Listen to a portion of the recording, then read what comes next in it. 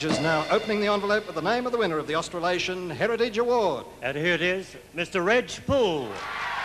On the Warrumbungle foothills where begins the Castle Ray, the red mare ran unhaltered, a wild and handsome stray. She roamed the hidden gullies, on the crest was often seen, and raced the mail for practice on the road to Barradine. She had a touch of racing blood, a trim and taking head, and the bushmen, all true horsemen, often wondered how she bred.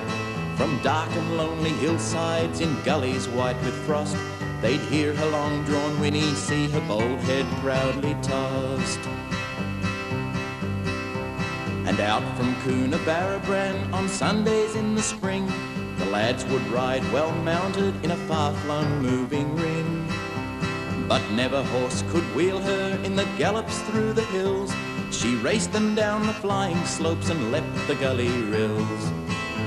And spent at last they'd watch her while their mounts shook blown and blind, as she'd run a distant skyline, a creature of the wind. And slowly back to town they'd go to tell that once again the Warrumbungle outlaw mare had beat them straight and plain. One night the sun was going down in Coonabarabran.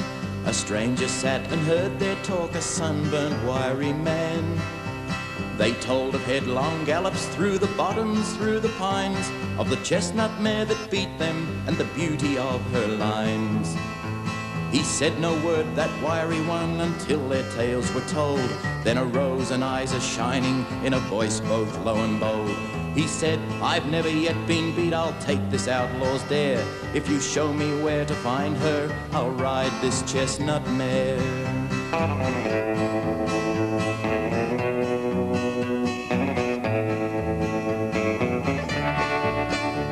They pointed to the glowing peaks all sharp against the sun, and told him that the far-flung range was all the outlaws run.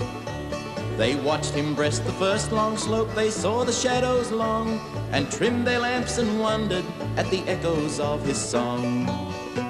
Next day the horsemen wide and far the broken uplands rode, and all that week they searched for him as is the bushman's code. But though they scaled the frowning peaks and plumbed the deepest glades, the Warrumbungles held him in their blue and purple shades. No more in Coonabarabran they saddle up to go, to ride the sounding ridges or to search the gullies low. The wild red mare from that day on, she never more was seen. No more was seen the wiry man from Halls to Barradine. But out by Toorawina, when the night is wild with storm, and lightning lights the Yulebom gate, they say you'll see the form of a wild red Warrumbungle mare, her nostrils flaring wide, on her back a rider shouting in the glory of his ride.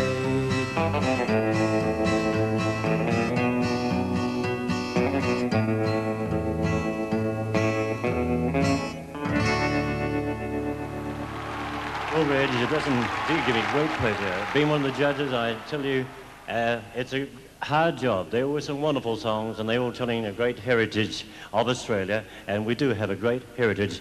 And I do sincerely congratulate you on your song and wish you all the best for 1981. Reg Poole, winner of the Australasian Heritage Award. Reg, just before you make your speech, I want to take your memory back, and I think it'll go back pretty easily to about 1974. I think it was the second awards. You came on the new talent roster winning a gold guitar that particular time. Do you remember that? I sure do, Kevin. That was the Hall of Fame, was it? Right. Yeah.